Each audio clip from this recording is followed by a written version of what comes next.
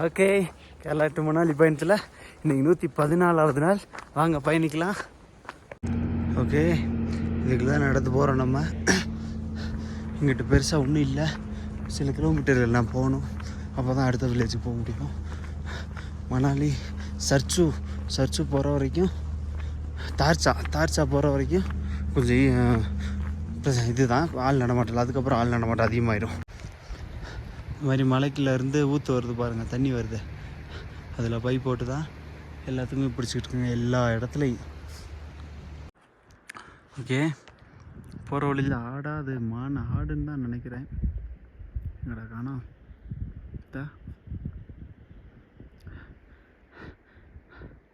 2 பேர் ஜாலியாக இருக்கானுங்க. ஓகே, நம்ம இது வழி தான் போகலாம். ஓகே, இப்போ நம்ம ஒரு முச்சம் போட்டு 6 கிலோமீட்டருக்கு மேலே நடந்து வந்துட்டு அந்த பாங் வில்லேஜ்லேருந்து போக 5000 சொச்சம் மீட்டர் சாலா சம்திங் ஒரு பாஸ் இருக்குது. அதை கடந்து தான் போகணும். அங்கே 5000 சொச்சம் மீட்டர், அதுக்கு மேலே ஃபுல் இப்படி தான். நம்ம லோடட் லாரி இது எவ்வளோ ஸ்லோவாக போகுது பாருங்கள். அதனால் பெருசாக ரீசெண்டாக தான் ஓப்பன் பண்ணியிருக்காங்க அந்த லே டு மணாலி ரோடு. ஃபுல்லாக க்ளோஸ் ஆனது. அதனால் பெருசாக வண்டி எதுவும் இல்லை.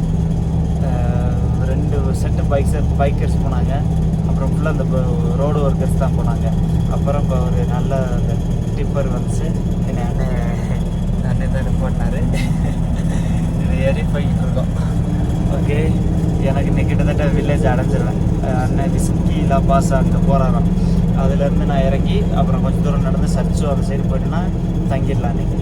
ஓகே, அவ்வளோதான். அதுக்கப்புறம் நம்ம பூரா கொஞ்சம் இந்த மாதிரி ரூட் கிடையாது. இன்னைக்கு நான் கொஞ்சம் நல்ல ரூட் எடுத்துருவோம், அதாவது மனிதர்கள் நடமாட்டம் இருக்கக்கூடிய இடம்.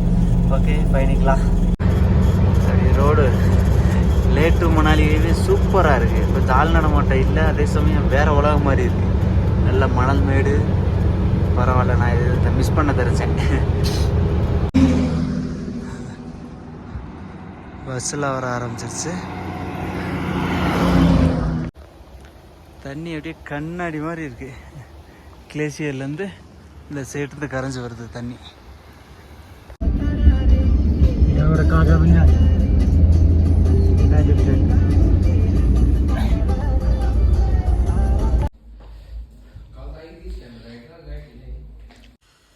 ஓகே, இன்னைக்கு சிசு அப்படின்ற ஒரு வில்லேஜில் ரூம் எடுத்து தங்கியிருக்கேன். 500 ரூபா.